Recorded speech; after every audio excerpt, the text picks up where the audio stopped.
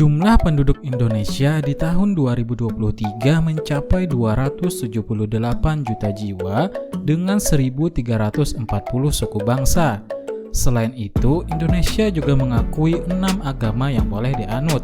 Dari data tersebut, tidak heran perlakuan buruk dan perselisihan masih sering kita dengar.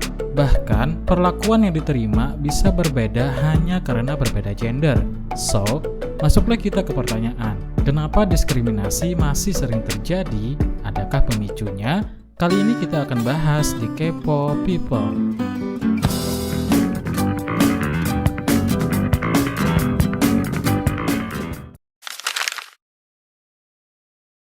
Berdasarkan Kamus Besar Bahasa Indonesia, diskriminasi adalah pembedaan perlakuan terhadap sesama warga negara berdasarkan warna kulit, golongan, suku, ekonomi, agama, dan subscribe Kepo People.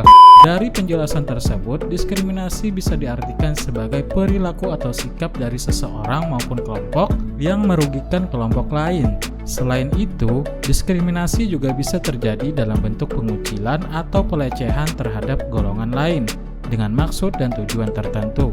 Kasus-kasus diskriminasi yang masih sering terjadi di Indonesia adalah diskriminasi ras, agama, gender, difabel, dan diskriminasi ekonomi.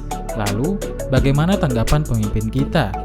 Dari tingginya kasus diskriminasi, pemerintah Indonesia sebenarnya tidak tinggal diam. Larangan melakukan diskriminasi sudah dimuat dalam Undang-Undang Nomor 40 Tahun 2008 tentang penghapusan diskriminasi ras dan etnis. Namun sayangnya sampai saat ini, kelompok atau golongan tertentu masih melakukan diskriminasi kepada golongan lain dengan maksud dan tujuan tertentu yang tentunya sulit untuk kita ketahui.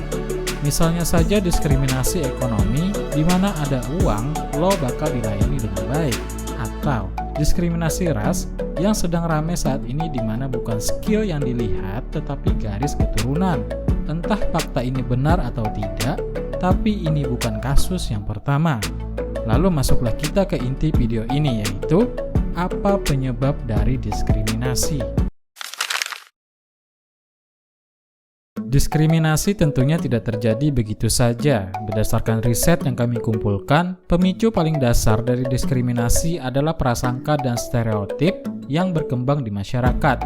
Stereotip adalah suatu prasangka yang didasarkan pada penilaian atau anggapan berdasarkan karakteristik perilaku orang lain secara subjektif. Misalnya anggapan jika orang gemuk itu pemalas atau laki-laki itu lebih kuat dari perempuan. Nah, sikap stereotip inilah yang menjadi pemicu terjadinya diskriminasi. Kenapa begitu? Karena orang yang memiliki sifat stereotip memandang seseorang atau kelompok dari kebiasaan yang dimiliki golongannya. Dan inilah yang mengakibatkan seseorang bersikap tidak netral atau objektif. Lalu, bagaimana cara mencegah diskriminasi? Diskriminasi tentunya sangat merugikan golongan atau kelompok tertentu. Lalu, adakah cara untuk mencegah perilaku diskriminasi? Caranya sebenarnya simpel, tapi masih sulit untuk dilakukan, yaitu dengan memiliki sikap saling menghargai. Udah, itu aja.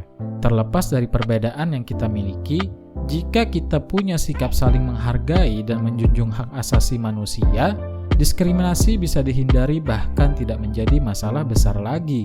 Tapi sayangnya, sikap diskriminasi masih terjadi dan bahkan menjadi keuntungan tersendiri untuk kelompok-kelompok tertentu dengan tujuan-tujuan tertentu juga, yang tentunya sulit untuk dijelaskan. So, sekian dari kita guys, semoga video ini bermanfaat untuk kalian. Jika ada kesalahan atau kekurangan informasi, kalian boleh tambahkan di kolom komentar. Salam Kepo People.